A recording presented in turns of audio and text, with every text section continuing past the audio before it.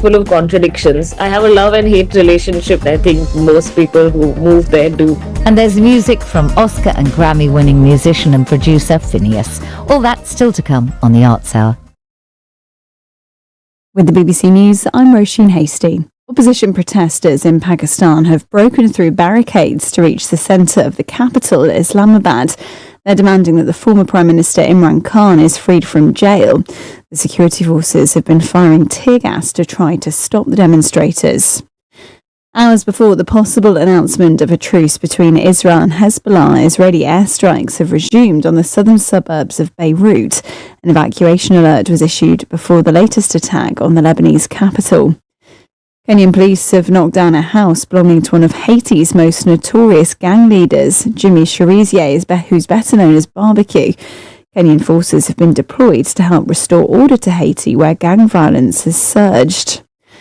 Sweden's Prime Minister has said he wants a Chinese ship moved into Swedish waters as part of an investigation into how 2 Baltic undersea cables were cut. The vessels passed over the area where the cables were severed last week, but there's no evidence so far it was involved in the incidents. A large area in western Ukraine has been left without power by Russian air attacks. Ukraine says it was targeted by a record number of drones overnight. South Africa's Constitutional Court is hearing a case brought by 2 opposition parties which want to revive impeachment proceedings against President Cyril Ramaphosa. The case centres on cash stolen from Mr. Ramaphosa's farm 4 years ago.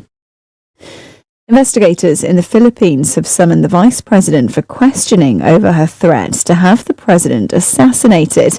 Sara Duterte said she had plans to have Ferdinand Marcos killed if she herself was murdered. French farmers have blocked traffic and dumped tyres in city centres in protest against a proposed trade deal with South American countries. The farmers say the agreement will lead to a flood of cheap imports, undercutting their own produce. BBC News.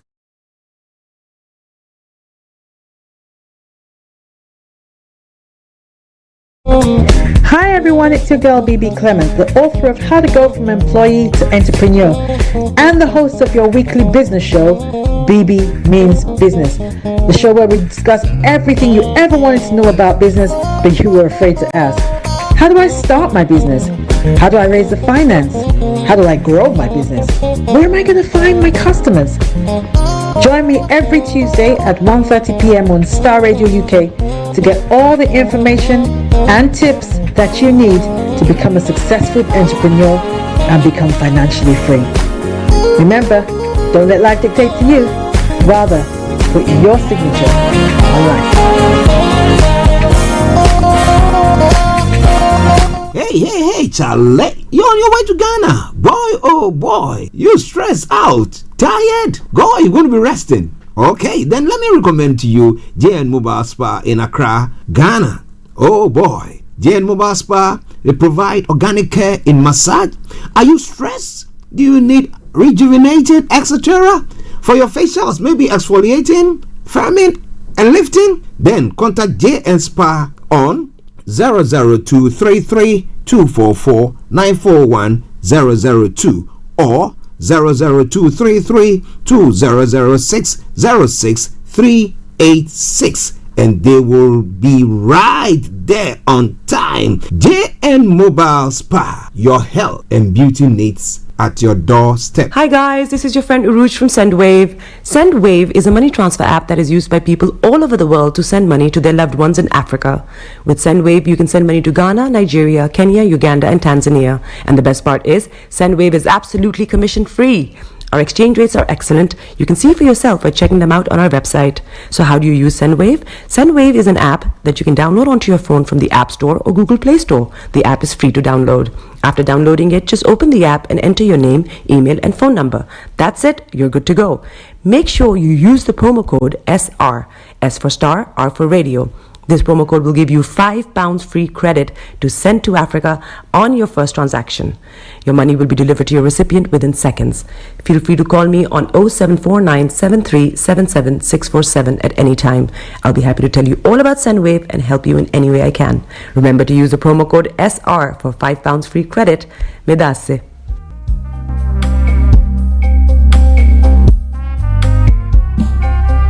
Are you looking for the fastest, reliable, and trustworthy door-to-door shipment company? Well, look no further. When was the last time your family received a shipment back in Ghana on time and in time? You are not sure? Well, Lamb Shippers, we pride ourselves with being the fastest, reliable, and trustworthy shippers you can use. You are assured of prompt pickup anywhere in the UK by our personnel. They also make sure your items are well packaged to get to its destination in time. When it comes to door-to-door shipment, look no further.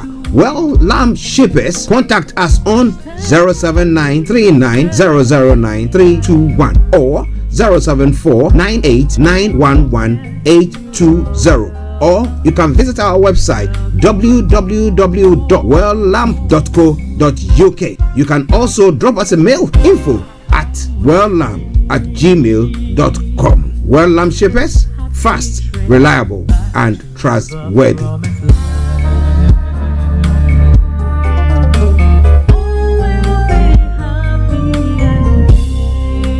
Hi there. Are you dreaming of owning your own house in Ghana? Then you will need a well-documented piece of land that is free from troubles. I highly recommend My Africa Property for any size of land that you will need. With My Africa Property, lands are available in Prampram, Sopoli, Tohenia, Ogome, Dodova, Winneba, and many other locations at affordable prices. These locations are about an hour away from the airport, only 35 minutes from the motorway, 10 minutes drive from Central University College, 10 minutes drive to the beach, and close to Prampram Senior High School and Ghana Men's Soccer Center of Excellence. For more details, visit our website www.myafricaproperty.com or call our UK office on 0208 123 2523.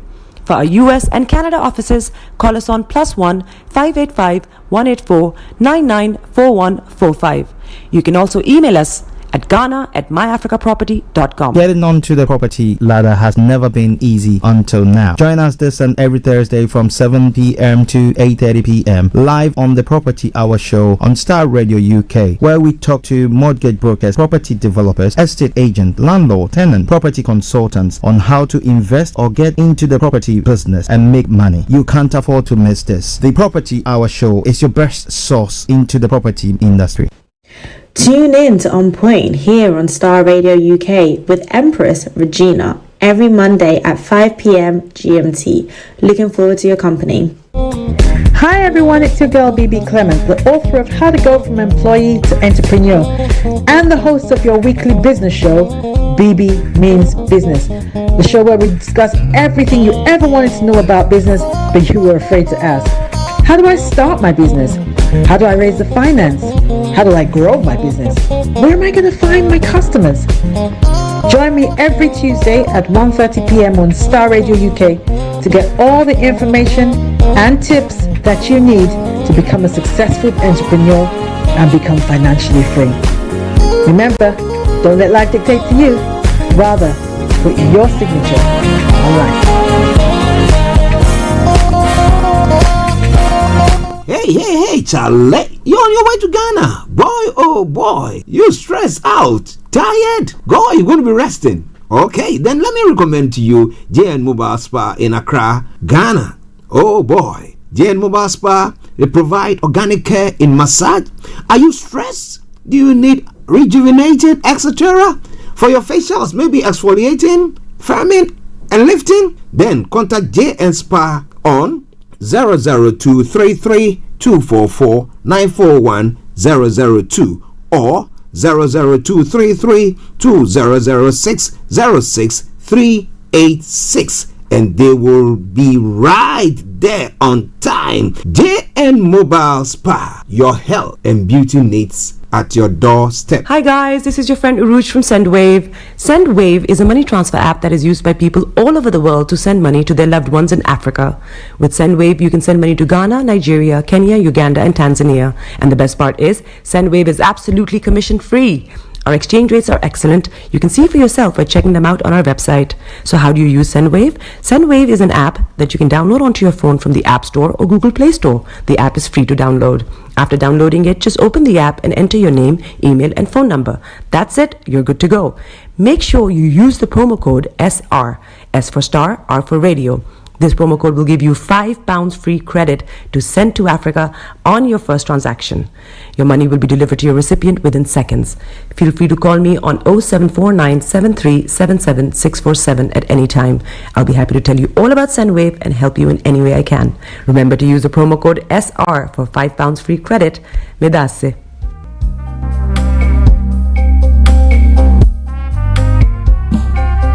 Are you looking for the fastest, reliable, and trustworthy door-to-door shipment company? Well, look no further. When was the last time your family received a shipment back in Ghana on time and intact? You are not sure?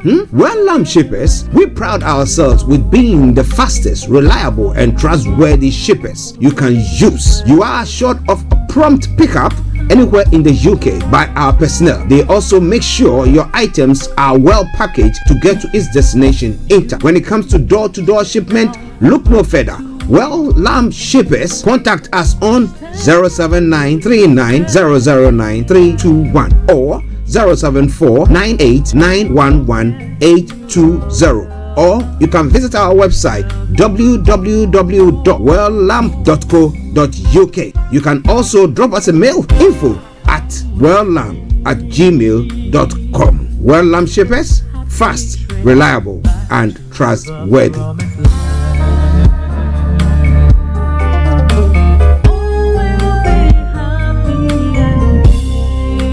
Hi there.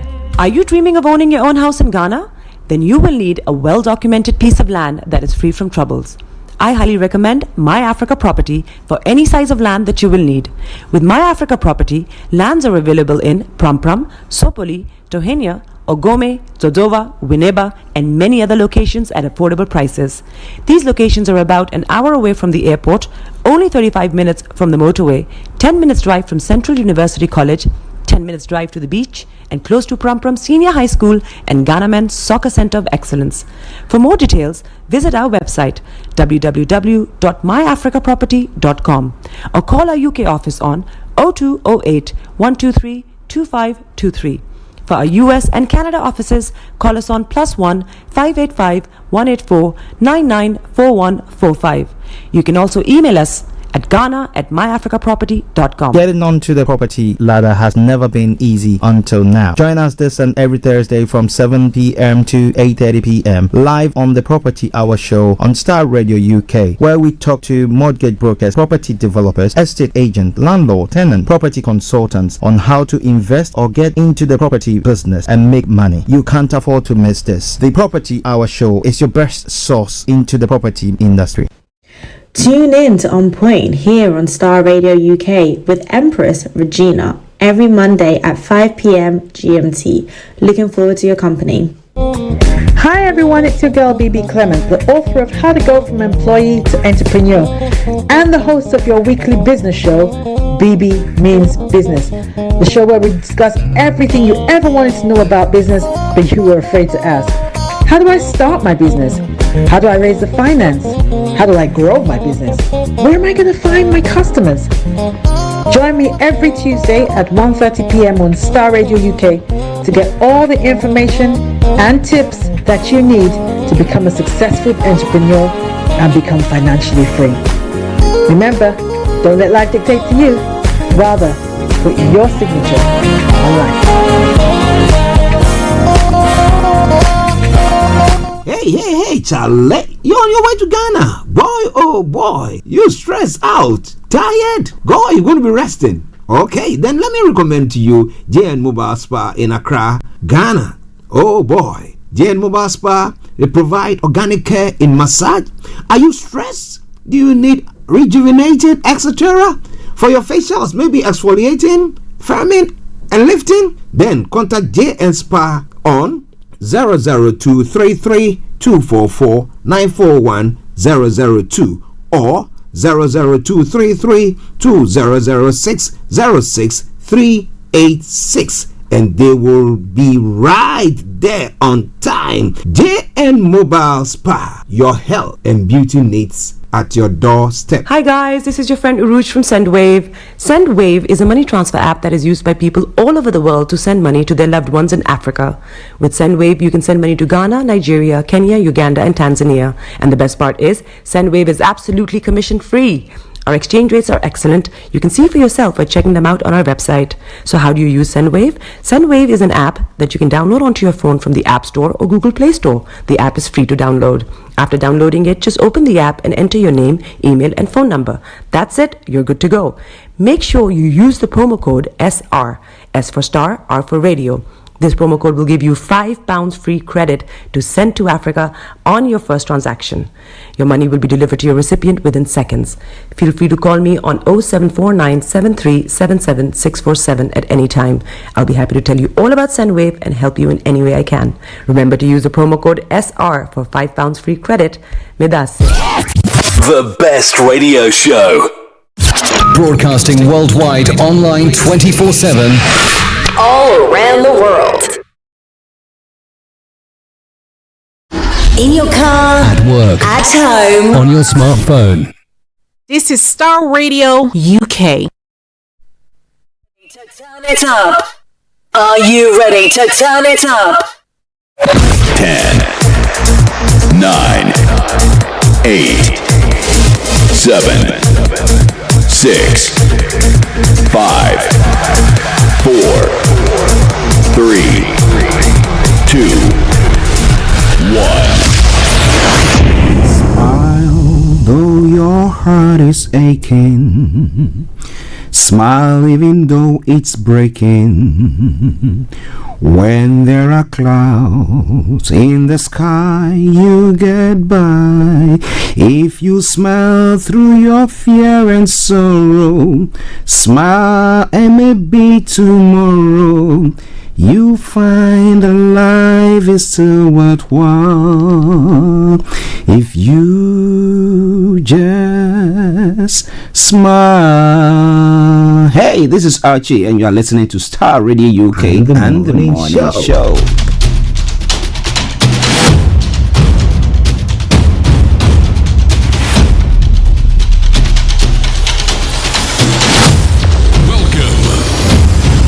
This is Starr Radio. This is UK. Starr Radio UK. This is Starr Radio UK.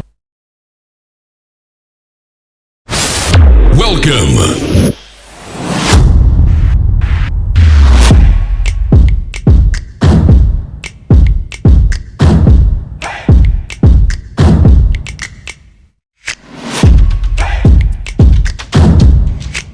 Broadcasting worldwide online 24/7.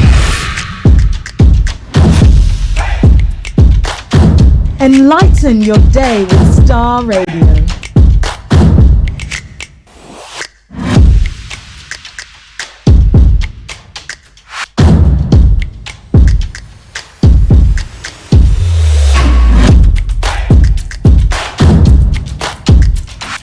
Starr Radio. Radio for the people, by the people.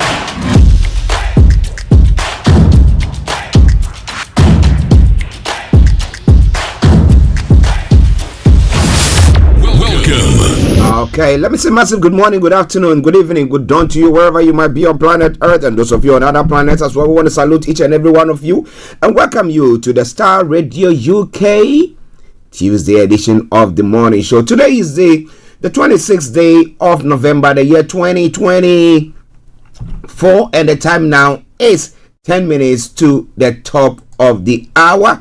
And I remain yours sincerely, the one and only. This is the morning show with Archie. Okay, so from now till 12 o'clock when we bring the program to a close, yes, I'm going to be your compere, and therefore stay tuned and don't turn the dial, because I'm going to bring you everything from archaeology to zoology, from Accra to Zanzibar, if it's making the headlines, as I do say, or we do say on this platform. So do me a massive favor, share the broadcast with your friends and loved ones and invite them to like our pages. But let me say good morning to my able producer, Mr. Francis Guy, to Mr. Olayomi Koiki. He's still on an errand, but he makes sure that he sends us the stories that is making the round so that we can share it with you as and when he's free. Once he's back, I will be able to get him on as well. But let me say good morning also to the one and only Mr. Dan Teberi, CEO of GIL Accountancy Services, our money man. He's a wonderful man. Mr. Teberi, good morning to you. To KB Botsman, was nice talking to you.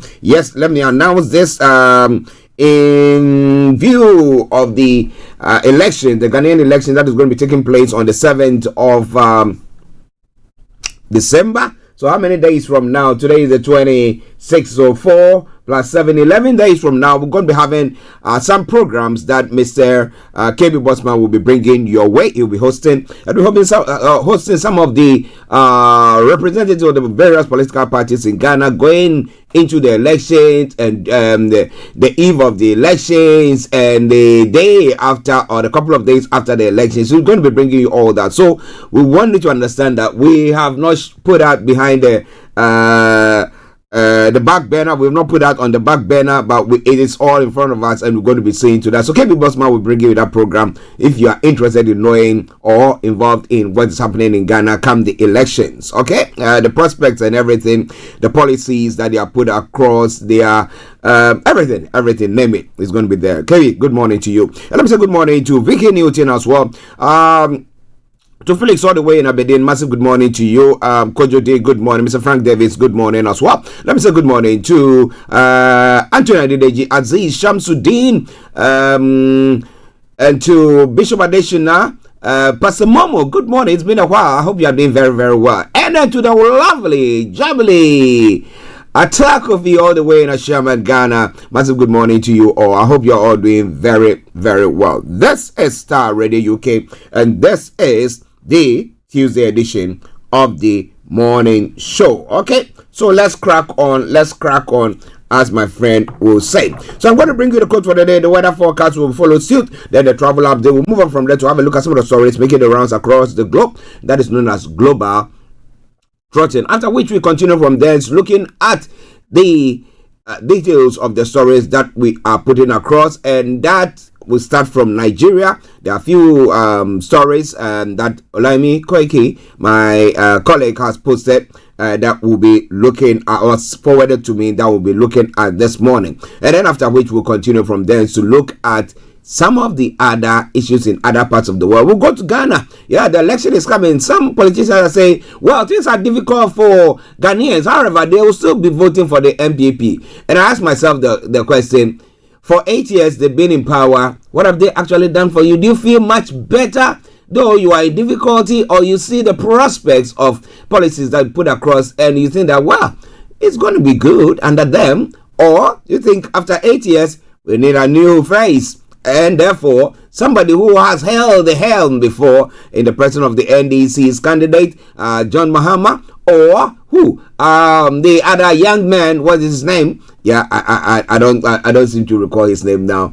But you don't think it's going to be the one who is going to be championing or charting the path for Ghanaians come the 7th or the 8th. So the 7th is the election day. So the 8th of December, or when the president wins the election, it's inaugurated in January. What do you think about all that? Lots more going to be coming your way from there. So wherever you are, don't touch the dial at all. This is Star Radio UK, and this is your favorite African and Caribbean radio station in London. Okay, let's crack on. The quote for the day says, even if you don't agree with what someone is saying or think you have a better idea, nevertheless, hear him or her out before offering your suggestions. Many a time we don't wait for the person to even make their presentation, and we just jump in and we just want to suggest something.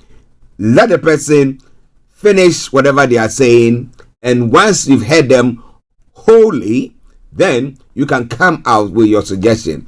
Maybe even if you are shut up, you find out that what you want to suggest is exactly where they want to go to, but they're starting from a point to get into that place. So what do you think about that? That's by way of quote for the day. Let me say good morning to Delta Hammond, my sister. Rosita, it's been a while. I hope you're all doing very, very well. Star Radio UK. Now let's crack on.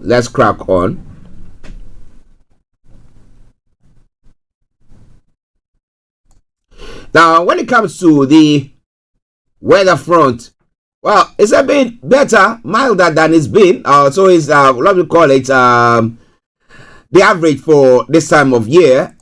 We've returned to the average of this time of year. Last week we were having all that minus and all that very chill atmosphere with the storm that came through and the carnage that is caused and stuff like that. But today here in London, well, this afternoon will be largely dry with plenty of sunshine. However, in the evening, cloud will start to move in from the west. Now tonight will become overcast and heavy. Persistent rain will soon move in from the southwest. It will turn windy for some as well.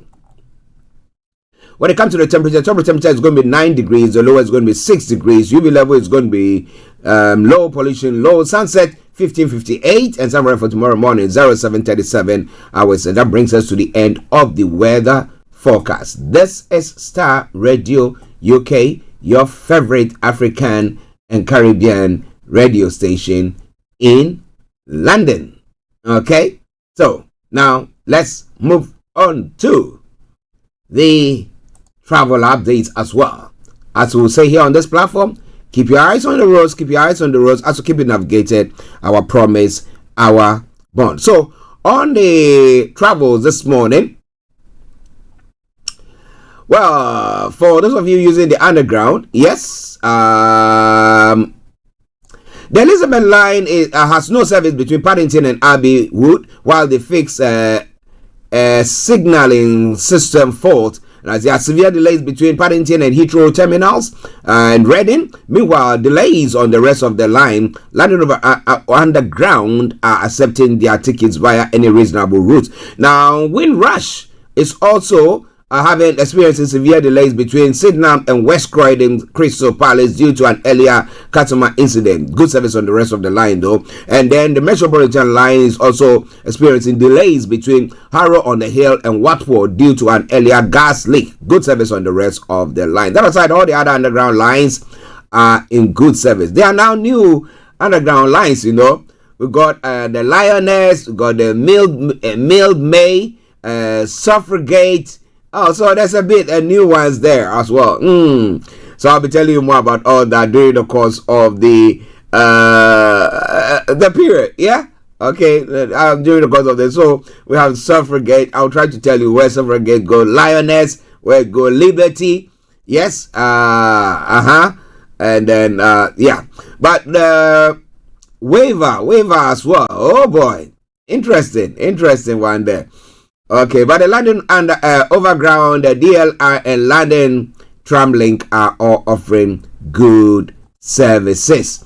Now, moving on to the major roads in London, I can tell you shortly, there are no delays, so no exceptional delays, so you go through it as normal. And then on the river bus as well, good service there. London Cable Car, good service there, bringing us straight to the final segment of the travel update, and that is the National Rail. On the National Rail, as I would say, keep your eyes on the roads, as we continue to help you navigate your way through the day. Avanti West Coast has got special service. Gatwick Express, no service. Now, Great Western Railway, special service. Northern Rail, special service. Southwestern Railway, special service. Southern, special service. Thameslink, special service. And Transport for Wales has also got special service. Well, so, as I would say, that aside, all the others are running a good service. As I would say, continue to enjoy your comment for today. Good morning, good afternoon, good evening, good night to you. But you know what? Continue to keep those eyes where? On the roads. As a little commercial, we come back and I bring you or take you on the global trotting. Stay tuned. Don't touch the dial. Hi everyone, it's your girl BB Clement, the author of How to Go from Employee to Entrepreneur and the host of your weekly business show, BB Means Business, the show where we discuss everything you ever wanted to know about business but you were afraid to ask. How do I start my business? How do I raise the finance? How do I grow my business? Where am I going to find my customers? Join me every Tuesday at 1:30 p.m. on Star Radio UK to get all the information and tips that you need to become a successful entrepreneur and become financially free. Remember, don't let life dictate to you. Rather, put your signature on life. Hey, Charlie, you're on your way to Ghana. Boy, oh boy, you stressed out, tired. Go, you're going to be resting. Okay, then let me recommend to you JN Mobile Spa in Accra, Ghana. Oh boy, JN Mobile Spa, they provide organic care in massage. Are you stressed? Do you need rejuvenated, etc.? For your facials, maybe exfoliating, firming, and lifting? Then contact JN Spa on 00233244941 or 00233200606 and they will be right there on time. JN Mobile Spa, your health and beauty needs at your doorstep. Hi guys, this is your friend Uruj. Okay, we have to go on. I have to take you global trotting wherever you are this morning. But let me say a special good morning to my papa, my spiritual father. That is Apostle Henry Bruce. Good morning to you there as well. And let me say good morning to my mom, spiritual mom as well, Auntie Mary. I hope you are feeling much better. Good morning to you all. All right then. Now let's crack on. Starr Radio UK, your favorite African and Caribbean radio station in London. Global Trotting. Okay, so what have I got news for you? Starting from Nigeria. Now, unemployment rate is in Nigeria drops to 4.3% in Q2 2024. That's what the NBS is saying. The unemployed rate in Nigeria slowed to 4.3% in the second quarter of 2024 from 5.3% recorded in the first quarter. Q1 of 2024. We'll be telling you more about that. Do you feel that has helped the economy in one way or the other? Well, in other stories, our President Bola Tinubu has called on Nigerian legislature to prioritize enhanced funding and reforms for the country's space program. He made this appeal during the opening ceremony of the 25th anniversary celebration of the National Space Research and Development Agency held at the State House Conference Center in Abuja. The question is, do we have the means to do that? Somebody say, yes, we could have. But at the moment, our people are hungry. Do you want to behave as North Korea is behaving? What do you think? Let me know more about how or what you are thinking there as well. In other stories making the rounds in Nigeria, oh man, this man is huge. The acting chief of Army Staff, Lieutenant General Olayomi Oluyede, has said that the resources allocated to the Nigeria Army are depleting. Now, we have these individuals who have not in any way, shape or form been able to actually quell the menace of these kidnappings and insurrections and what do we call it? Things that are happening in Nigeria at the moment. Terrorism from the attacks and all those things from the various terrorist groups there. However, he's saying that, you know what, our resources are dwindling. So what is government doing to put more or arm them properly to be able to fight this menace or bring it under control? Let me know what you think about all that. It's all coming away from Starr Radio UK. In another story as well, Nigeria would have been better under Peter Obi, says Aberibe, is accusing Tinubu of nepotism. Enyina ya Berebe, senator representing Abia South in the Senate, has asserted that Nigeria would have been in a better position if Peter Obi, the Labour Party's candidate, had won the 2023 presidential election. Berebe made their remarks on Monday during an interview on a TV station program. Now, the interesting thing is, where does Berebe hail from? Is it from the southeast? Of course, if it is, somebody will say, of course, that is how he's going to view it. As I do say that there were 10 blind men in Hindu. There's a poem, of 10 blind men of Hindustan who went to see an elephant, and depending on where everybody stood, they had a different description of it. So he is there, yeah. Depending on where he stand, they knew think that, well, we would have done better. But the other story is women march in Abuja to demand action against gender-based violence. Now, scores of women took to the streets of Abuja yesterday to demand urgent actions against the rising cases of gender-based violence in Nigeria. Now, the march, organized by United Nations Women in collaboration with the National Assembly of Nigeria, marked the 16th day of activism against gender-based violence, a global campaign aimed at ending violence against women and girls. Do you think Africa Is that a place where we've come to appreciate what our women folks do? Okay, let's go to the southeast. The detailed leader of the indigenous, let me pick it. Okay, the detailed leader of the indigenous people of Biafra, Nnamdi Kanu, has suffered another setback. On Monday, Kanu's 50 billion lawsuit filed against the federal government was delayed due to Justice Inyanwu's Eko's absence. The detained Kanu sued the Nigerian government over his alleged unlawful detention and treatment in custody. Well, the judge who was supposed to sit on the case decided, you know what, I'm not in today. Well, I don't know whether they gave the reasons for that. In another story, that is hits the Biafrans or the IPOP at the moment. Days after Simon Ekpa's arrest in Finland, Nnamdi Kanu's lawyer has spoken, and he said, the council of to Nnamdi Kanu, the leader of the indigenous people of Biafra, has reacted to the arrest of Simon Ekpa, the factional leader of the proscribed group. In a statement issued on Monday, November 25, Ejiofor called for the restoration of peace in the southeastern region. But the question is, they think that now they've arrested Simon Ekpa, and therefore, some way, somehow, they are in control of things. But the question is it only Simon Ekpa who was causing, or stirring up, or motivating, or organizing the IPOP, or the Biafrans, or actually, what they are saying pertaining to being marginalized and thinking that resources in our communities are not being used for us? And we've known few things that have happened. And back in the day, in the 70s, early 70s, 69, 70s, that time I was a baby. During that time, the war, the Biafra war that took place, Ojukwu and Gowon, do you remember all those things? Now, have they actually gone out of that to say that, look, we see ourselves being treated fairly and therefore there's no need for that?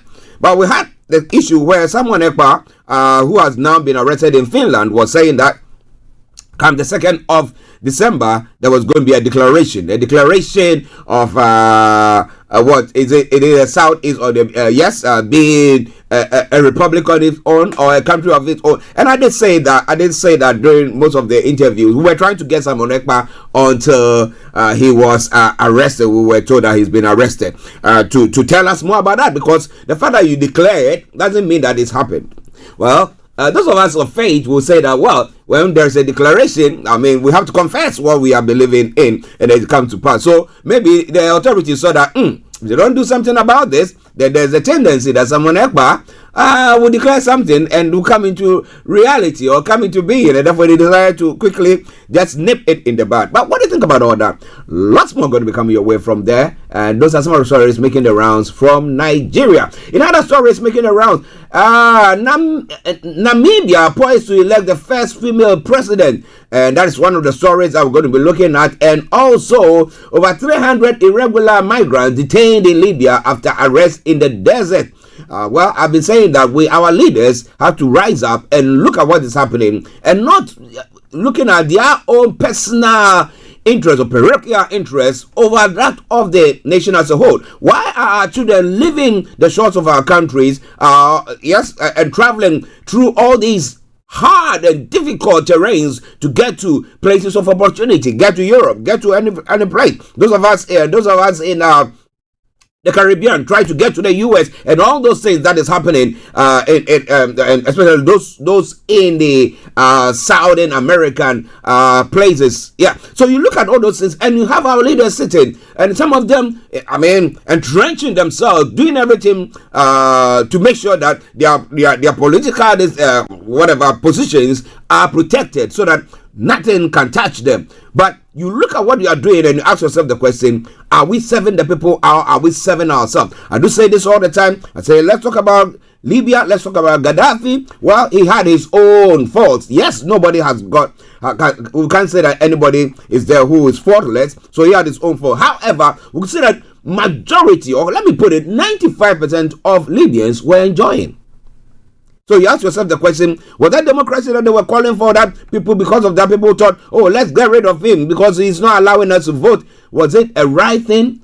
or that kind of government was good for those people at that particular time and was helping them and reach them. And look at how he was looking at organizing the AU and making sure that African countries don't go to the developed countries to go and get loans, because the loans and the various what do you call it, attachments. When I say attachment, you have to if you want a loan, then you have to agree to this, you have to agree to that, and all those bits. I don't want to mention anything this morning, and because we don't have a choice, we're desperate, so we go in and just suck it up and then get those loans and go. But we have the situation where Gaddafi was saying, you know what, we won't go to anybody, we'll come together, we'll give loans to ourselves. And you know, the Muslim states or the Islamic state, not that Islamic state, I'm not talking about them, but the Muslim, let me put it that way, that when they give loans, you don't pay interest on it. So that was the plan that he had. And unfortunately, the advanced country is saying that if this happens, it's going to be bad for us, because all the natural resources that they are buying, primary resources, they wouldn't have the opportunity to do so.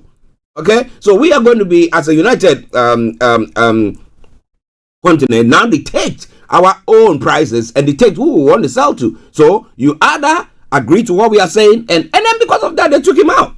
Well, I know people might have different view to that, but that is what actually happened, if you have followed everything very, very closely. Okay, so well, they will not come in directly, but there's some undercurrents working using a few of their own people. And look at how Libya has deteriorated into. Well, it's all coming away from Starr Radio UK. Now let's come to some substantive issues. Well, Shraj in Ghana, the board is saying that the board of trustees of the National Cathedral must face further probe. The Board of Trustees did not follow due process when it awarded the multi-million-dollar National Cathedral contract to Rebad Company Limited. The Commission on Human Rights and Administrative Justice has found. Well, so we're going to be looking at that. But Ablakwa, one of the MPs of the NDC, who has been a critic of the whole process, has said that Trac's credibility after the release of the report is questionable. Okay, so we're going to be telling you more about all that, but stay tuned and don't touch the dial. In other stories, Comrade Donko is saying there is power crisis. Government handling of debt owed IPPs is worrying. The former power minister, Comrade Donko, has emphasized the role of power in driving the economy and warned that the current government administration handling of the power sector debt could create significant challenges for the whole nation and especially the industries. But what do you think about all that? Lots more are going to be coming your way. Now, one of the astute, what should I say, fathers of the MPP, Hakman Owusu-Ajiman, has said, even if you bring Jesus as EC chair, NDC will complain. And he goes on further to say, you know what? Now, difficulties are a fact, but MPP has a plan. Hakman Owusu-Ajiman is saying about the economy of Ghana. So I think that, well, with everything the Ghanaians are going through, they are going to vote for the MPP. But I ask myself the question again. Now, this time around, it's not only here in the UK. Here when it comes to the elections here in the UK, people, most of the time, we go to the election, the people are looking at policies that the government is presenting. And if it aligns with their beliefs or what they think, then they'll go vote. But when it comes to our area, it's not like that. We try to induce people with money, bribe them, buy their votes, and then they go to vote for us. But what do you think is going to happen there? Why I said that is because when it came to the US, we saw that people were not looking at policies per se. No. Some were groupings who thought, okay, this is what we believe in, and that is where we go. So no matter how, whatever the thing is, though I'm not saying that they were being induced. No, I don't have evidence to that. But they look at that and say that we support this person and we want to vote for that person, or we don't believe in the policies of this person and we want to vote. But when it comes to African politics, especially Ghana politics or Nigeria politics, it's all people being financially induced to, actually force them or cause them to vote for various entities. But what do you think about all that? Now, the NDC MPs have written to the Speaker of Bagman to reject MPs' recall of Parliament. Now, why are they desperate to recall Parliament? Are there some policies or some things or monies that need to be finances that need to be approved so that before it happens that government exits my apologies power maybe or what? What do you think about all that? We'll see. Are they going to? Because at this time they are all on their campaign mode. Various places in their communities or their constituencies, because their seats are all being tested for, and therefore they have to be there. I don't know who will be in parliament to say, oh, let's come and sit down so that we can confirm that, or affirm that. Well, Starr Radio UK at 17 minutes past 11 the time, the morning show, the program. I'm now moving to other parts of the world. Well, Trump is saying 25% proposed tariff on Canada, and the Canadians and others are saying that is going to be devastating. So I'd say the UK, brace yourself, because Canada and the US, they are virtually like twins, right? But now the US is saying no, we are going to surcharge you as well with 25% tariff. So what is it going to mean for other parts of the world? But it's all coming away from Starr. Is it going to be retaliatory, and therefore they say 25%, they use say 25%, and what have we achieved? Well, but the Ontario leaders or Canadian leaders are saying that is going to be devastating. What do you think about that? Okay, in other stories, still making the rounds there. Israel strikes southern Beirut ahead of security cabinet meeting on Hezbollah ceasefire. You know, before you exit, you make sure that you make the very powerful bang, and then make sure that before we sit down to talk. Yeah. Now, Russian deserter reveals war secrets of Garden nuclear base. Well, how is that going to be helping Ukraine? Well, I bet you they are praying that we'll have Trump coming quickly on the 7th of January, so that he'll be sworn in and everything just goes quiet. All right. Well. And in other stories as well, in Pakistan, Imran Khan supporters have reached the heart of the capital in Cebu. What did I say there? The barricaded Pakistani capital. They managed to break the ranks and get there. Islamabad. They managed to get there upon all the security threats and coordinating and security various setups that was trying to stop them from crossing. They managed to get to the capital. Now, will the authorities sit and say, you know what, let's leave Imran Khan? But I don't know. Let's see what happens. And prosecutors demand 20-year jail sentence for husband in the mass rape trial. I don't know what went on in the head of this person. You drag your wife and cause people to come and rape her. Where do you come from? But well, somebody says you and I were not there. Okay, so it's all coming away from Starr Radio UK, your favorite African and Caribbean radio station in London. Now, here in the UK, Starmer says UK isn't working as he announces job push. The government plans include overhauling job centers, but reforms to benefits are delayed until next year. Now, more flooding is expected after storm beds hit UK. And then in other stories, MPs brand UK financial regulator incompetent. Why? You want to know more? You got to stay tuned. Now, major incident declared as hospital over cyber issue. Who has hacked the system? You want to know more? Don't you go away. It's all Starr Radio UK. We're going to take a musical break, and once we come back, I'll bring you all the details of the stories that is making the round. This is from Pastor Theodore Abuachi, and she says, before I formed you, before God formed you, he said he knew you. Stay tuned, enjoy the tune, and I'll be with you in a moment.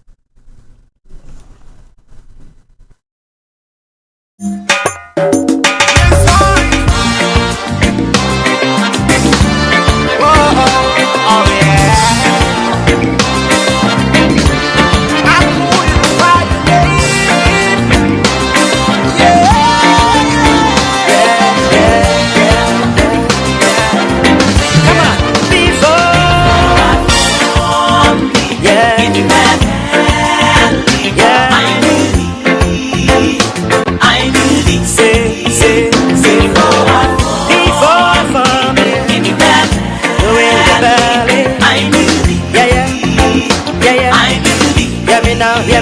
He is the God of creation, the mighty one of Israel. He holds the sun in its place, he calls the stars one by one. That's the God who made you, he has called you his own. Yes, he has thoughts of you, thoughts of good, not evil. God of Elijah, he answers by fire. This is Starr Radio UK. He knows when you're down. You are listening to Starr Radio Morning Show. Elijah, he answers by fire. He's a living God, he can see, he can hear. He knows when you're up, he knows when you're down. These are his words, let every man hear.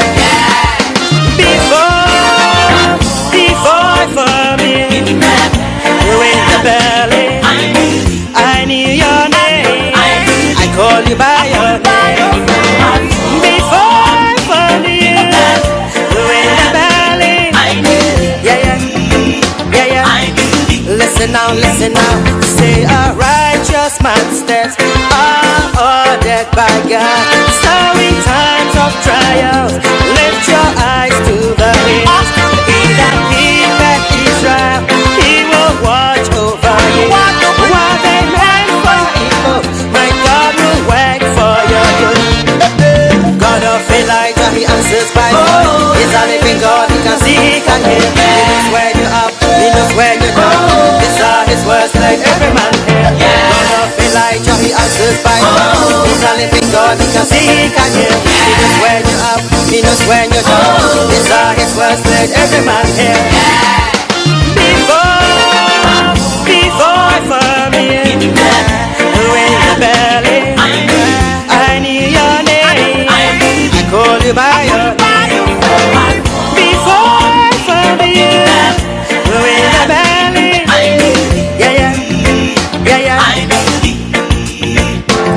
Now if you believe that, come on, let's say this to the world.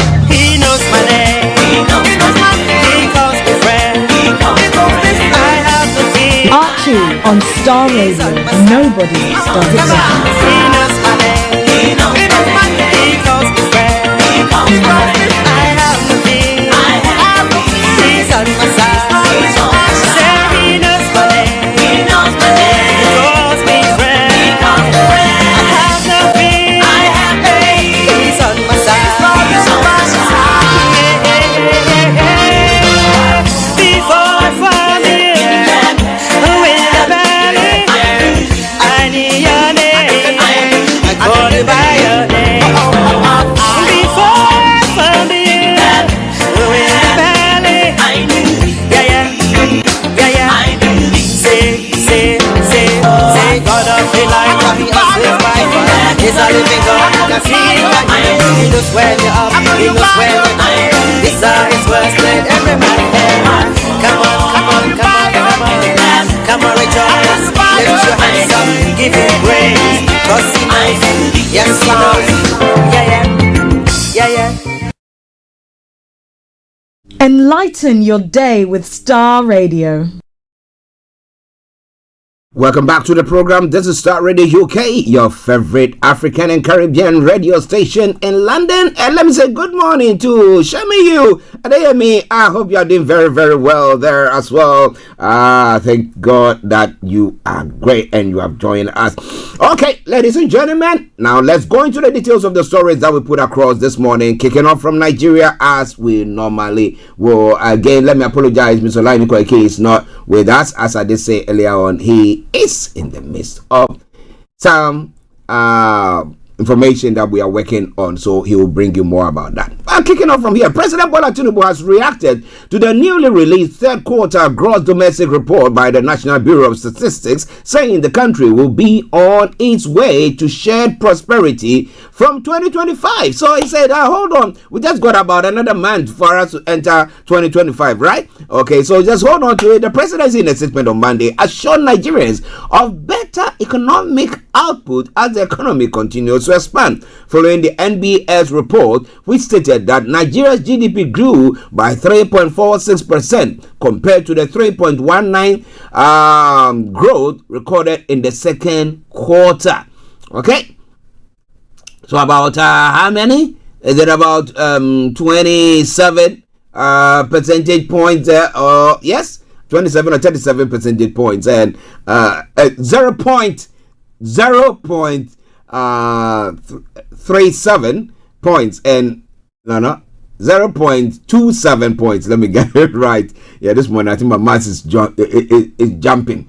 Now, according to the presidency, the growth in GDP shows that President Bola Tinubu's quest for a more robust boost in the economy, and by extension, a better standard of living for all Nigerians is on course. The 3.46 growth indicates Nigeria is recovering from the reforms' unintended effects. And President Bola Tinubu said his administration has not and will never forget his promise of a $1 trillion economy, $1 trillion economy by 2030. He assured that once the economy is rebased by early 2025 to capture its dynamism and record significant changes that have occurred in different sectors, the country will be on its way to shared prosperity, the statement partly reads. But the question is, do you believe in that at all? Do you see that as something that is actually bringing things on the table, and actually people can last until then to see all that?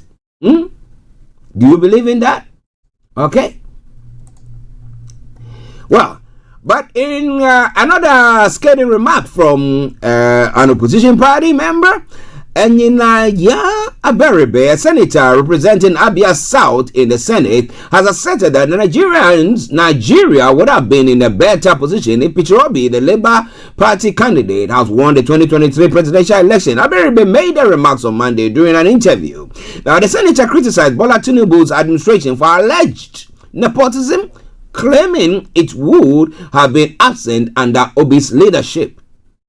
Now, if Peter Obi had won, you probably would have seen a better Nigeria than what we are seeing today. Aberibe said, number one, he would not be a nepotistic as this government has been. He won't. It is not in him. That is just who we are. We feel for the other people. Aberibe took issue with Tinubu's appointment of 4 ministers from Ogun State, describing it as an example of nepotism. He argued that such practices undermine national unity and inclusiveness. Now, the fact that maybe I hail from Croydon, okay, and I'm in power, and I think, okay, let me appoint some people from Croydon to hold that, because I know that those individuals maybe have information about them, or maybe I have close netting with them, and therefore know their capability and think that they will be able to achieve that. If I appoint them, is that wrong at all? I'd rather even if it's nepotistic, but the person that you have put there is not a square peg in a round hole. I think I like that. Because I don't like you to go and appoint somebody instead because of diversification and the fact that we want to be broad-based. So let's appoint somebody from Kano or that place. And because we want to have a broad-based government, that will bring the person in. Meanwhile, the person is underperforming. Then what have we achieved? So at times, nepotism, I agree with it. However, I got a point where I say that if the person is able to deliver, why not? Why not? Or is it the pegs that come with the position that people are worried about, that, look, you are not letting bring it a fair share of the pegs because he's got how many SUVs do the ministers or the secretaries or whoever has and all those bits that comes in. But well, it's all coming your way from Starr Radio UK. Let me hear from you. Let me know what you think there. It's all coming your way from Starr Radio UK, your favorite African and Caribbean radio station in London. Still coming your way from London here. I am yours sincerely, the one and only Archie. Now, I'm trying to touch on a couple of stories. Okay, let's move on to this place. The Nigerian National Petroleum Company Limited, the NNPC Limited, has clarified that its crude oil production figures align with those of the Nigeria Upstream Petroleum Regulatory Company, the NUPRC. Mr. Olufemi Soneye, Shoneye, Chief Corporate Communications Officer, NNPC Limited, made this known in a statement on Monday. Shoneye provided the clarification following reports suggesting a discrepancy between the 1.54 million barrels per day figure to September for September cited by the NUPRC and the 1.8 million barrels per day figure for November cited by the NNPC Limited. He explained that the apparent differences was due to the varying periods covered in the report. According to him, NNPCL figure represents the peak production for October 2024, while the NUPRC figure is the average production for September 2024. The statement noted that the Chief Executive Officer of the NUPRC, Mr. Benga Komolafe, confirmed this at the recent 42nd Nigeria Association of Petroleum Explorationists annual international conference and exhibition in Lagos. Now, Komolafe revealed that Nigeria crude oil output, include condensate, rose by 16.56% to 1.8 million barrels per day in October 2024 compared to 1.54 MPD in September, that million barrels per day in September 2024. He further stated that the 1.8 million barrel per day milestone exceeds Nigeria's 1.5 million barrels per day quota set by the Organization of Petroleum Exporting Countries, that's OPEC. So what is Nigeria doing? Is it good at all? Now let's come to one of the issues there. Now, the Port Harcourt refinery, I've been sitting here, I've been talking about that most of the time when we have in Olayomi, Koiki, I do mention that. But information coming through this morning saying that the Port Harcourt Refining Company Limited in Rivers State has commenced processing crude oil. Now, Olufemi Shoneye, a spokesperson of the Nigerian National Petroleum Company Limited, disclosed this in a statement on Tuesday. The statement said, "Today marks a monumental achievement for Nigeria as the Port Harcourt refinery officially commences crude oil processing. Now, these groundbreaking milestones signifies a new era of energy independence and economic growth for our nation. Now, hearty congratulations to President Bola Ahmed Tinubu and the exceptional leadership of the GCEO, Mele Kyari, for their unwavering commitment to this transformative project. Together, we are reshaping Nigeria's energy future." Now, Shoneye said truck loading will commence on Tuesday, that's today, adding that the NNPCL is also working tirelessly to bring the Warri refinery back online soon. Now, this comes after several failed commencement deadlines.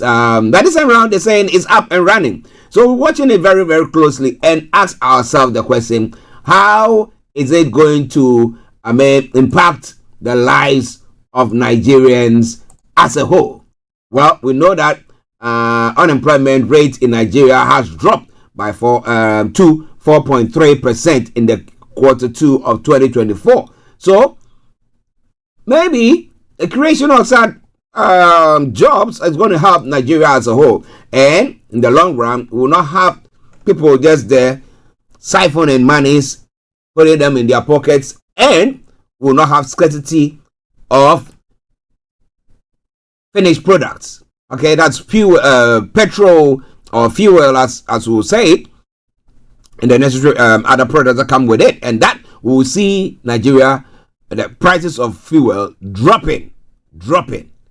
But well, I bet you, because they are also going to be buying the crude oil in Naira, or is it because it's for the state and therefore the state will be supplying them with the crude oil? What do you think about all that? It's all coming your way from Starr Radio UK, your favorite African and Caribbean radio station in London. We're going to be bringing the updates from Nigeria to a close in a moment, but let me bring you this. The acting chief of army staff, Lieutenant General Olayomi Oloyede, has said that the resources allocated to the Nigerian army are depleting. Oloyede said that due to the rising number of recruitment by the force, the army is facing challenges in operating within the provided resources. Now, speaking during a condolence visit by the Senate Committee on Army led by Abdulaziz Musa Yaradua in his office, the Oluyede said the force recruits at least 15,000 personnel annually. He also stated that this growing number of personnel recruitment, the army is yet to receive any form of support on accommodation for soldiers and officers securing the nation. He said, over time, we've had a situation where the resources that are attributed to the Nigerian army keep dwindling. So, I think this is a very good forum for me to appeal that maybe in considering next year's budget, a few very important issues should be noted. Of course, you cannot just enroll them, enlist them, and then leave them sitting somewhere and what? Okay, Starr Radio UK. The return leader of the indigenous people of Biafra, Nnamdi Kanu, has suffered another setback. On Monday, Kanu's 50 billion lawsuit filed against the federal government was delayed due to Justice Iyang Ekwo's absence. The detained Kanu sued Nigerian government over his alleged unlawful detention and treatment in custody. But as to whether that is going to be anything different from there, it says that the news agency reported that the matter, which was fixed for Monday, could not proceed because Justice Ekwo was on unofficial engagement. The Nation reported that the judge was said to be sitting in another division of the court. So, does it think that the Kano's case wasn't that important and therefore prioritize the other one over this? But Kano sued the federal government over the alleged violation of his fundamental human rights and claimed the Department of State Services denied him access to his lawyers. Kano has claimed that the DSS and its Director General violated his right to fair hearing by allegedly preventing his lawyers from having unhindered interaction with him where he was being detained in preparation for his defense in criminal trial. He had sued the Federal Republic of Nigeria and Attorney General of the Federation as first and second defendants in the lawsuit. Kano also alleged that he was kidnapped from Kenya and brought back to Nigeria to stand trial. Of course, he was kidnapped in Kenya. So it's not an allegation, not alleging. It is true. However, one sad story that has happened. Efenya Ejiofor, the Council of Nnamdi Kanu, the leader of the indigenous people of Biafra, has reacted to the arrest of Simon Ekpa, the factional leader of the proscribed group. In a statement issued on Monday, November 25, Ejiofor called for the restoration of peace in the southeast region. He called on all those involved in the killing of residents in the region and their enablers to desist from fanning the embers of violence in the southeast. According to Ejiofor, the continued marginalization from the Igbo people should propel the people to push for unity, urging the people to reject violence, fraud, criminality, and abuse of a strategy. The IPOB lawyer said those still clinging to the baseless December declaration should be assured that December will come and go uneventfully. In the quote, he said, "I've always maintained that lies, deceit, fraud, treachery, and criminality have an expiration date. When the truth reaches its breaking point, it is inevitable, game over. To those still clinging to the baseless December declaration, rest assured December will come and go uneventfully," Ejiofor said. Now, Kanu's lawyer further warned the Igbos to ensure that they are always self-aware and resists the moves of any serial fraudster who plans to swindle them. How do you think, or what do you think about all that? It's quite an interesting one, isn't it? But this is all coming your way from Starr Radio UK, your favorite African and Caribbean radio station in London. And that was from Nigeria. Let me bring you a couple of stories quickly, and then we go on. Namibia's Vice President Netumbo Nandi Ndaitwah could become the country's first female president if she wins the presidential election tomorrow. At least 1.4 million people, or about half of the population, have registered to vote in the election, with 15 political parties running for the president and seats in the National Assembly. Results from special early polls held for Namibia's foreign mission, Seamen and Security Services, announced by the Electoral Commission of Namibia this month, indicated Nandi Ndaitwa and her party, the Southwest Africa People's Organization, or SWAPO, are in the lead. Now, SWAPO has governed the Southwest African country since its independence from South Africa's apartheid minority government in 1990. But in 2019, the party lost its 2/3 majority in the National Assembly for the first time since 1994.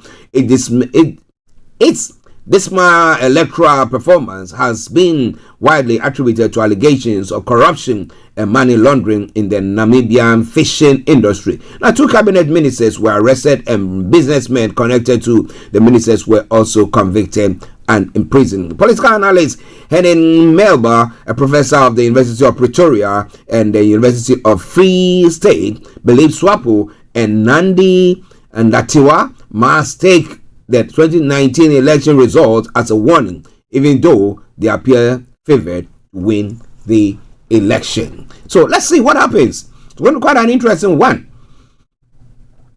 What do you think? This is Star Radio UK. Now, stability helps economy to grow. That is when the leadership of the organization, the country, have put things together nicely.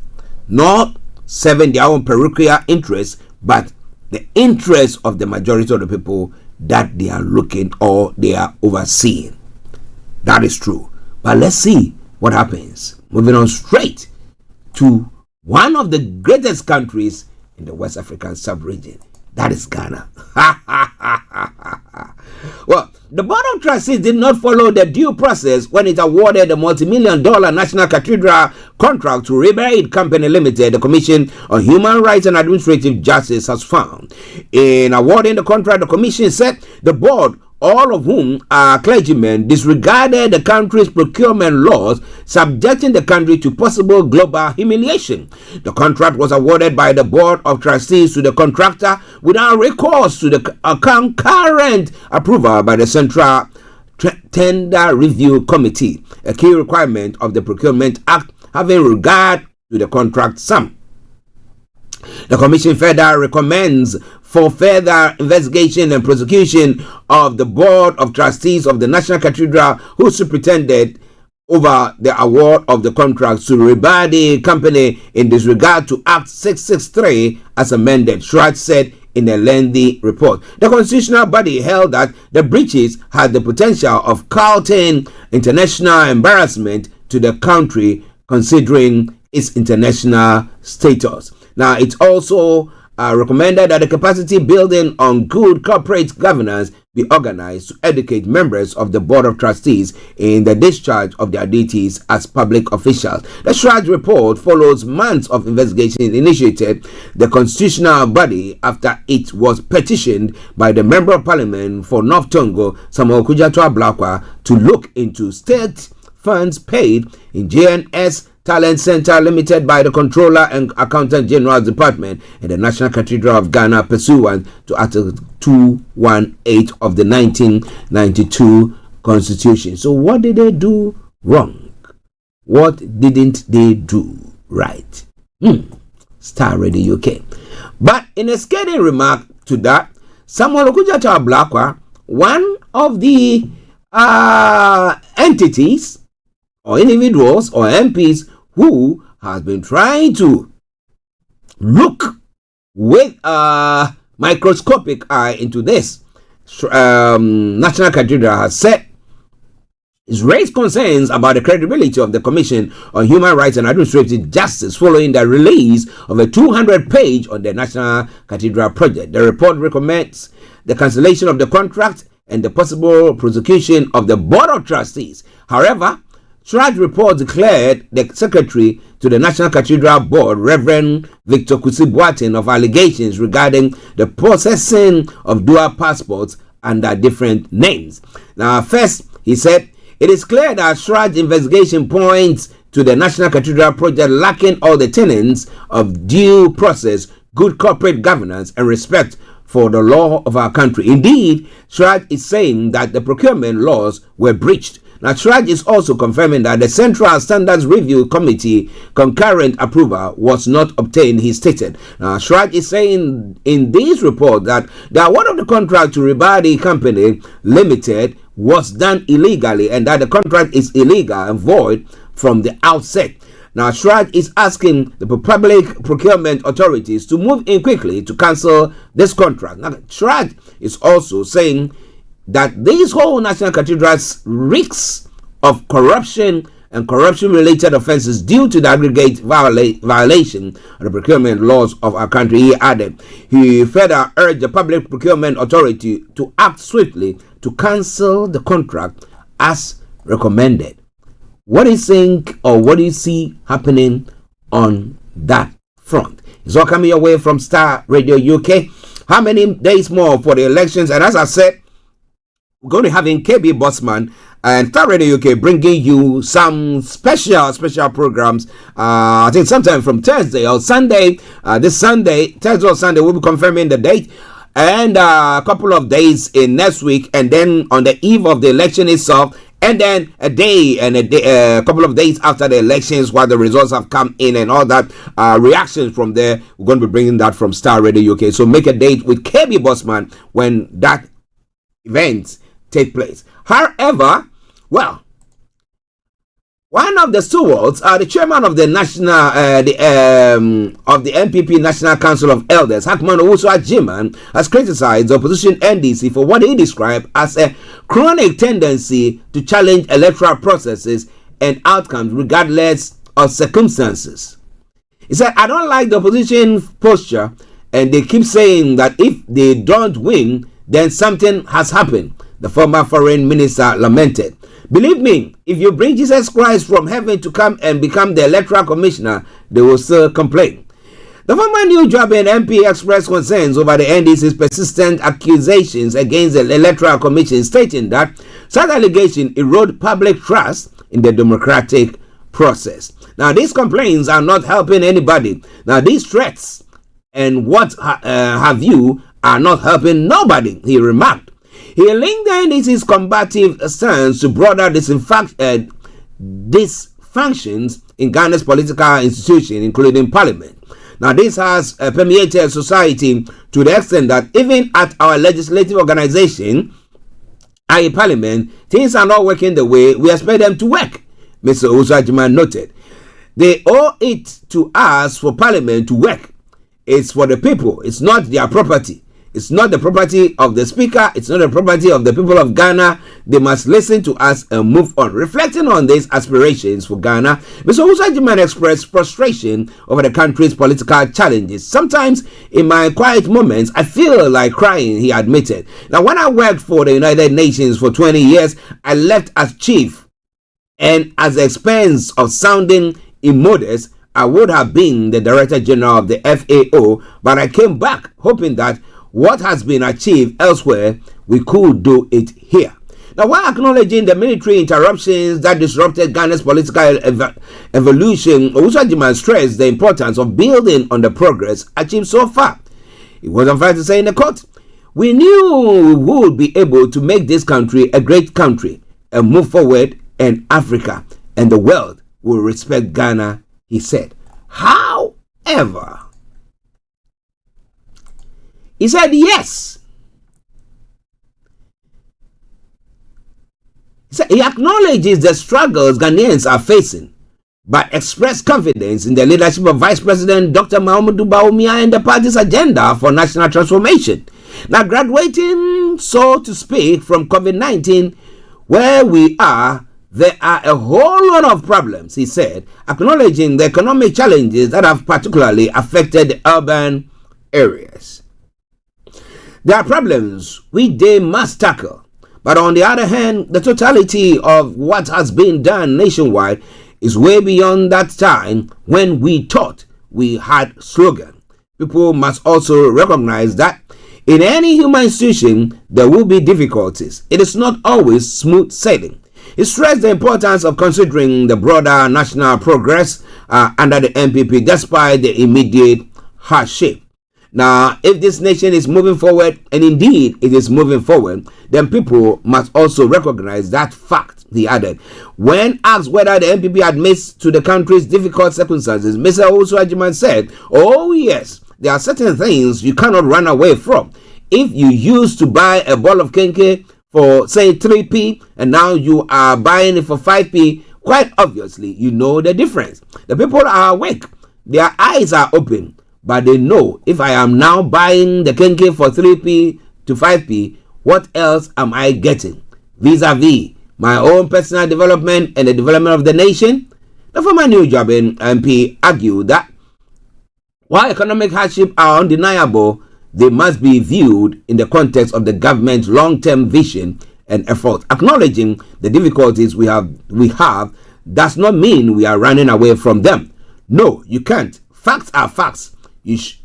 We shall do what we have to do to make sure that our children, our children's children will have a country with completely different orientation.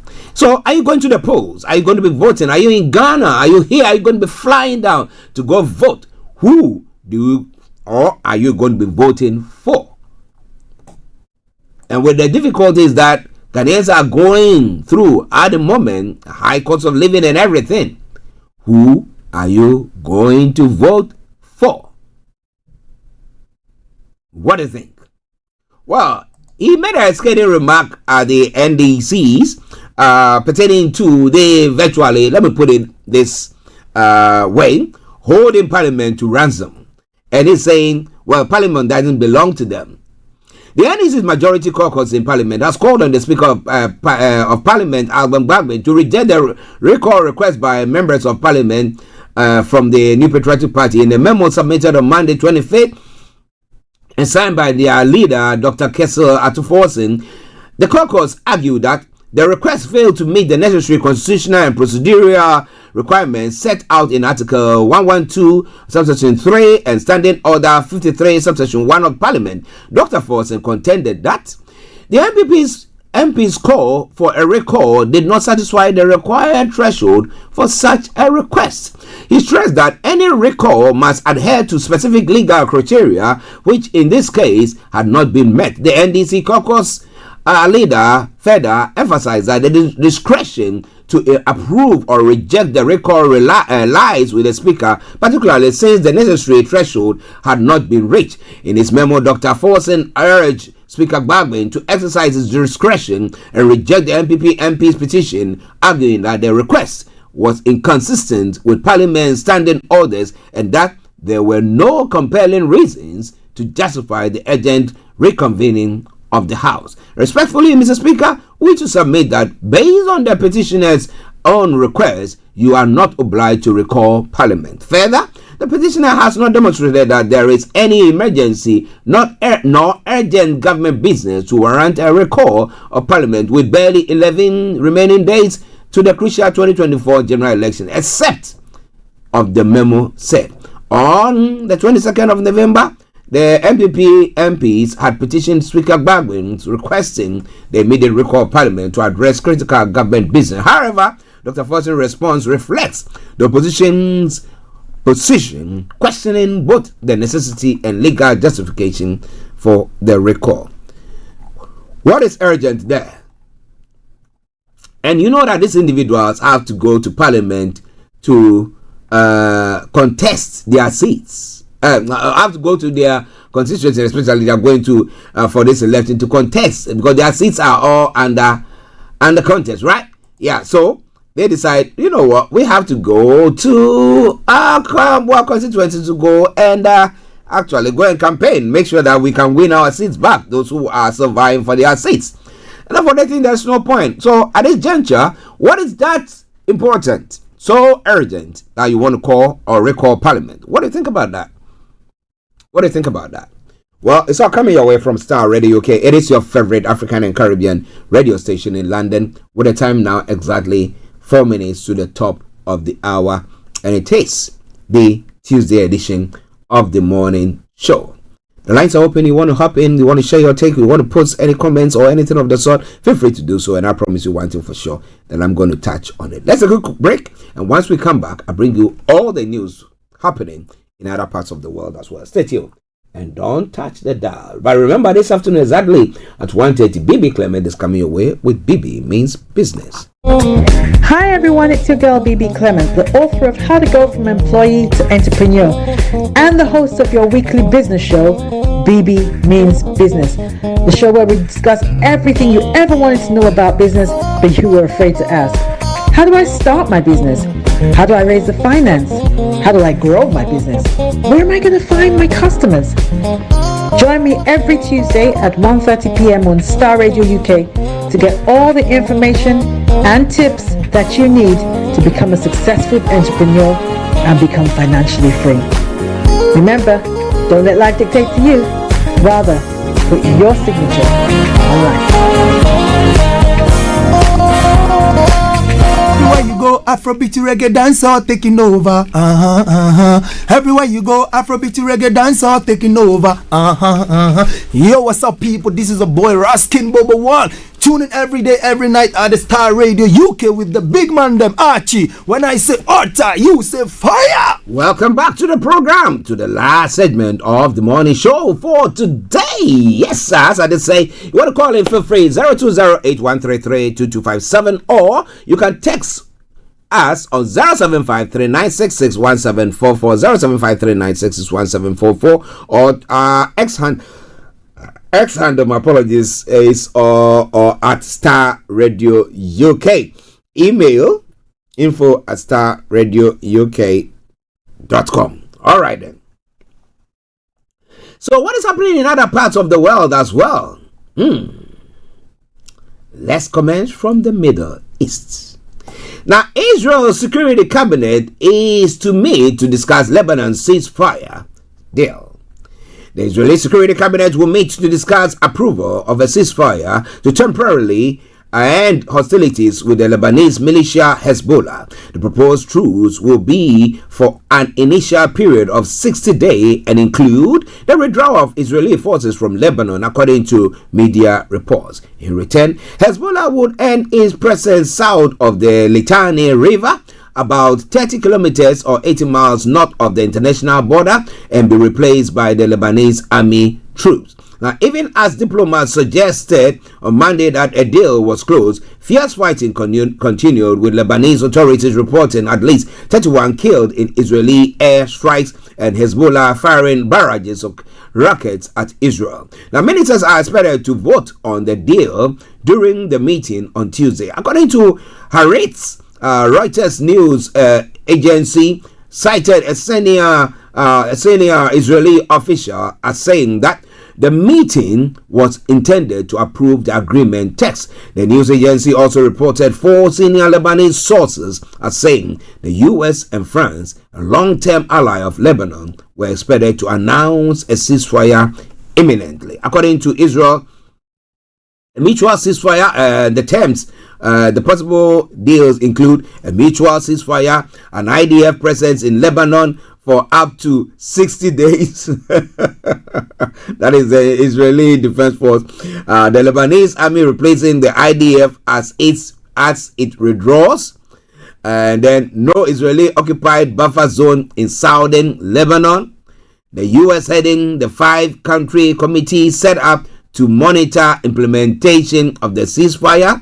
The Lebanese government overseeing arms purchases and production in the country. In addition, the U.S. will issue a letter recognizing Israel's right to attack Lebanon if Hezbollah is perceived to be in violation of the agreement. Israel's Prime Minister Benjamin Netanyahu is said to have agreed to the deal in principle. The Lebanese Deputy Speaker of Parliament, Elias Bou Saab, told writers that there were now no serious obstacles to ceasefire unless Netanyahu changes his mind. The French presidency said on Monday evening negotiations had significantly advanced and urged Israel and Hezbollah to quickly seize the opportunity. In a quote, he said, "We believe we've reached this point where we close," U.S. National Security Council spokesman John Kirby said. But he added, "We're not there yet." But Israel far-right National Security Minister Itamar Ben-Gvir spoke out against a ceasefire. So he wants the war to go on unabated. Are you going to wipe the whole of what do you call that place as well? Lebanon as well. 1082, what is happening in Gaza? Well, not sure about that. But just hold on whilst I bring you more of the stories making the rounds. In Europe as well. On the day of Russia's full-scale invasion of Ukraine in February 2022, Anton says the nuclear weapons base he was serving at was put on full combat alert. Before that, we had only exercises, but on the day the war started, the weapons were fully in place, says the former officer in the Russian nuclear forces. We were ready to launch the forces into the sea and air and in theory carry out a nuclear strike. I met Anton in a secret location outside Russia for his own protection. He said we will not reveal where. We have also changed his name and are not showing his face. Now, Anton was an officer at a top secret nuclear weapons facility in Russia. He has shown us documents confirming his unit rank and base.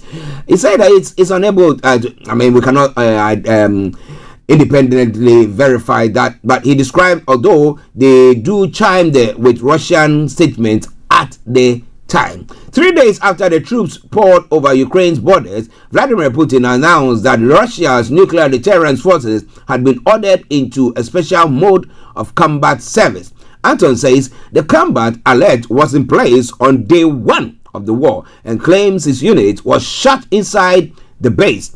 All we had was Russia's state TV, says the former officer. I didn't really know what it all meant. I automatically carried out my duties. We weren't fighting in the war. We were just guarding the nuclear weapons. The state of alert was cancelled, he adds, after 2 to 3 weeks.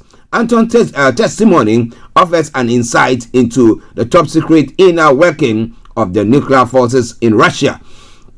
It is extremely rare for service members to talk to journalists. Now, there is a very strict selection process there. Everyone is a professional soldier, no conscripts, he explains. There are constant checks and lie detector tests for everyone. The pay is much higher and the troops aren't sent to war. They are there to either repel or carry out a nuclear strike. The former officer says life was tightly controlled. It was my responsibility to ensure the soldiers under me didn't take any phone onto the nuclear base, he explained. It is closed society.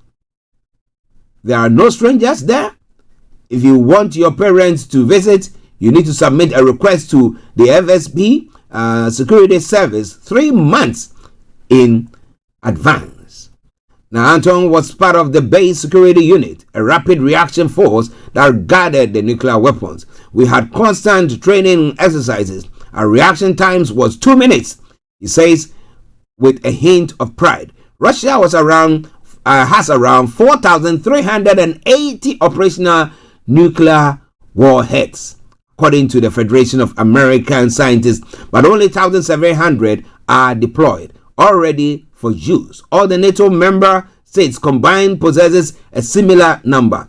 There are also concerns about whether Putin could choose to deploy non-strategic, often called tactical nuclear weapons.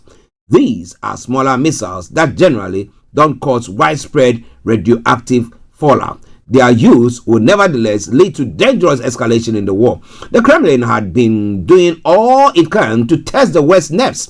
Only last week, Putin ratified changes to the nuclear doctrine, the official rules dictating how and when Russia can launch a nuclear weapon. The doctrine now says Russia can launch if it comes under massive attack from conventional missile by a non-nuclear state, but with the participation or support of a nuclear state. Do you get that? I mean, if Ukraine attacks them in any way using any arms from the UK, the US, and us Western allies, well, then Russia has no choice but to deploy its nuclear arsenal. Woo! That would be a great one. What do you think? Well, it's all coming away from Starr Radio UK. At 6 minutes past the top of the hour, and it is the Tuesday edition of the morning show. Taking you straight to Pakistan, the protesters are demanding the release of former Prime Minister Imran Khan after have begun to arrive at the heart of Pakistan's barricaded capital Islamabad. They are being tear gassed by armed forces as they make their way to the D Chowk or Democracy Square, which is close to key government buildings. Now, Khan is serving a 3-year jail term for corruption, a charge he denies. He issued a final call for the protesters a protest to his supporters, asking them to remain in the capital until the government meets their demands. Authorities have locked down Islamabad, blocking highways and suspending mobile and internet services in certain areas. Hundreds of protesters have been arrested since Sunday when the march began. It is all coming your way from Starr Radio UK. Well, resilience. That seems to be what is going on there. And it's all coming your way from Starr Radio UK, your favorite African and Caribbean radio station in London.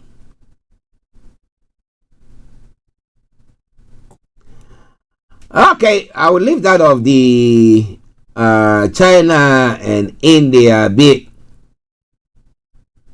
Okay, let me bring you this one from India and then we'll leave there.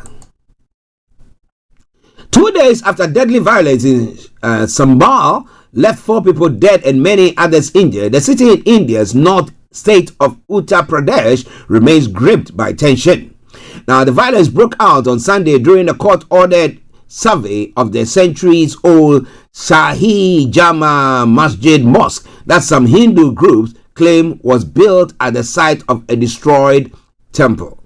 Now, police said the protesters, most of them Muslims, pelted them with stones, and they fired tear gas shells and rubber bullets to disperse the crowd. They said 20 policemen were injured, but family members of the 4 Muslim men who died or who were killed on Sunday alleged that they were shot dead by police, a charge of the police that the police have denied. Officials say the situation is now under control, but a large number of police and paramilitaries are deployed around the mosque and the rest of the city. The streets are eerily silent, littered with stones and dotted with ash marks where vehicles were set on fire.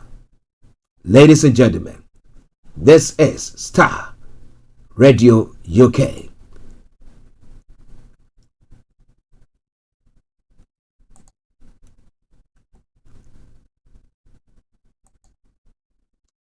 Well, trade war.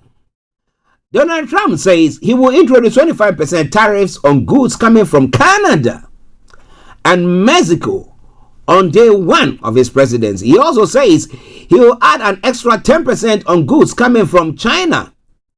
Goods coming from there to the US are already subjected to some tariffs.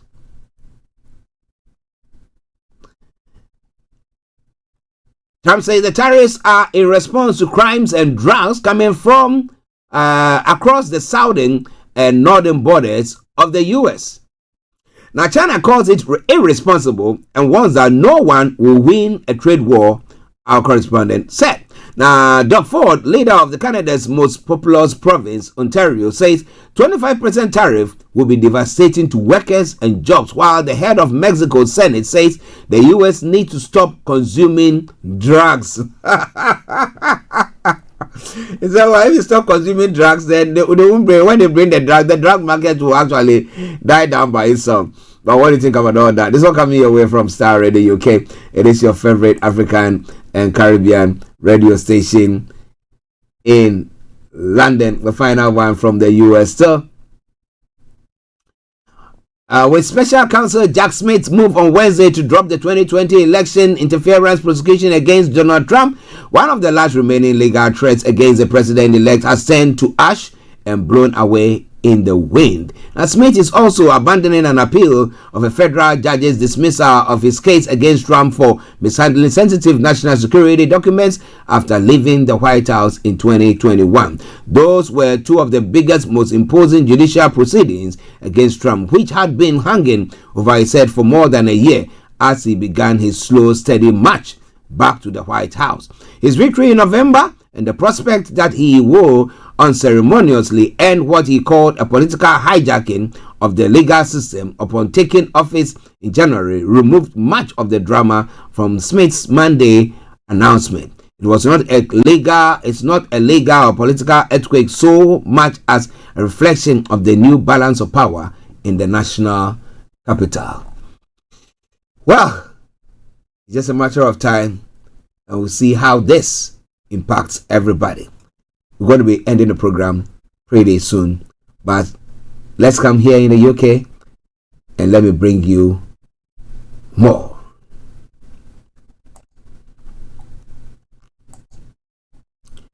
A man has been arrested after a tractor driver was seen driving through deep floodwaters in Tenbury Wells, Worcestershire, which led to damage to shops.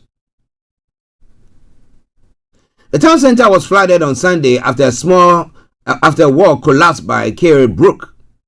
In a video shared on social media, a wave from the tractor wake was seen striking shops and homes overlooking the street, breaking some windows.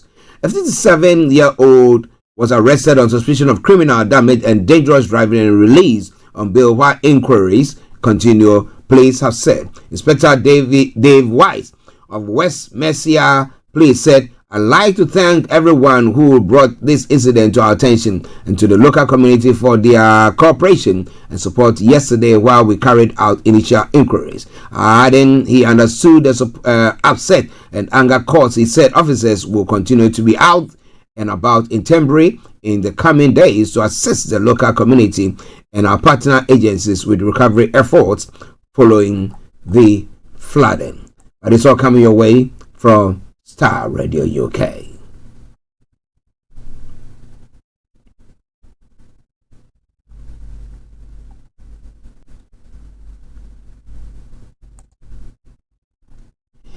But more than 120 flood warnings are still in place across England, Wales and Scotland as the after effects of Storm Barrett are still being felt, with further rain expected to fall today on southern ground. A severe danger to life warning remains in place for the River Nen in Northamptonshire after a caravan park was submerged for the third time this year. Residents at Billing Aquadrome Holiday Park, where a major incident has been declared, slept at an evacuation center overnight on Monday. Heavy rain and strong winds brought by Storm Barrett over the weekend led to at least 5 deaths, while homes, roads, and rail networks faced major disruption. While the storm will continue to pull away towards Scandinavians on Tuesday, showers are expected in southeast, southwest, and northwest England,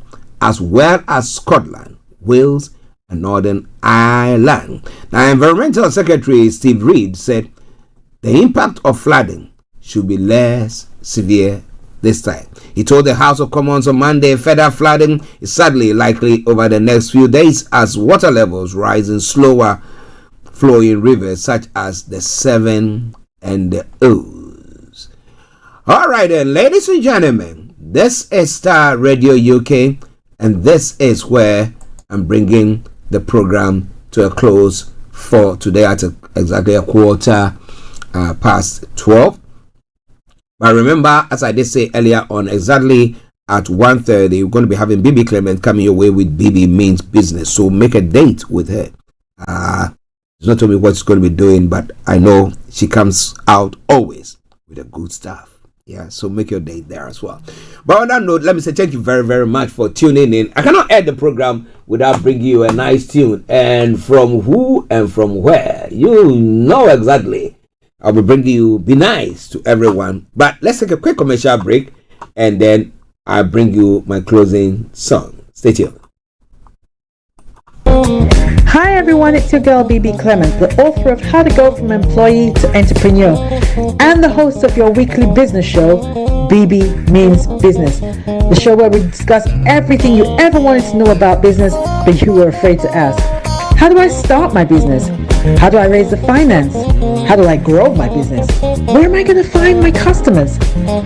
Join me every Tuesday at 1:30 p.m. on Starr Radio UK to get all the information and tips that you need to become a successful entrepreneur and become financially free.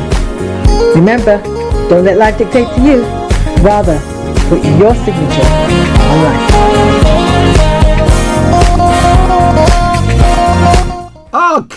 Okay. As I did say, yes, we're going to be having BB Clement this afternoon. So wherever you are, thank you very much. Make sure your dials are logged on and subscribe to our platform so that when we are live, you will not miss out on it. But this is a tune from the Zongoma himself, and he says, be nice to everyone, and make the world a better place. Enjoy it until I come your way tomorrow. It's me, Archie, saying have a top of the day, and bye for now. Hey, Kokoti.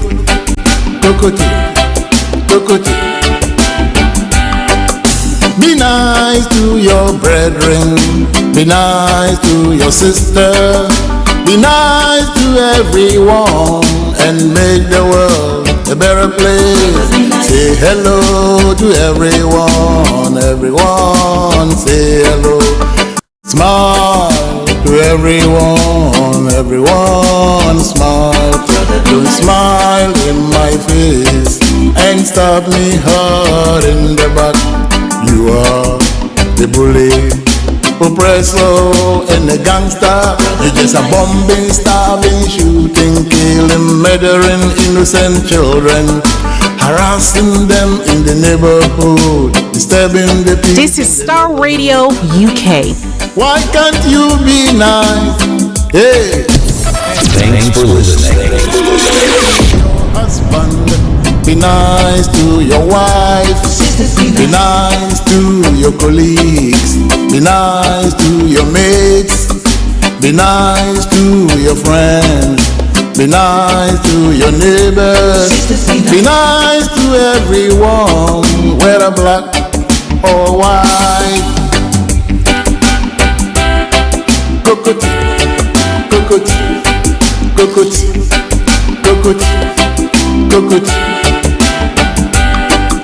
Unite against racism, unite against oppression, unite against gangstercracy, unite against misogyny, unite against homophobia, unite against xenophobia, unite, hey,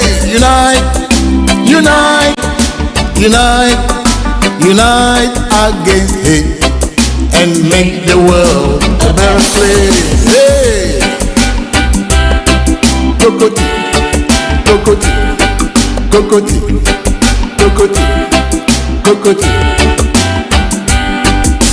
Children, be nice, oh children. Children, be nice to your mates. Children, be nice to your friends. Children, be nice to your parents. Say goodbye to knives, say goodbye to guns, say goodbye to gangs. Don't shame your family, don't give them headaches, stress and grief. Make them proud of you. So be nice, hey, be nice to everyone and make the world a better place.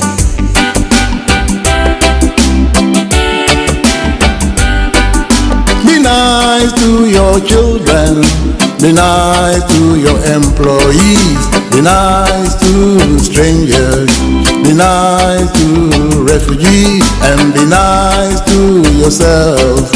Be nice to everyone and make the world a better place. And make the world a better place. Yeah. And make the world a better place. Yeah. And make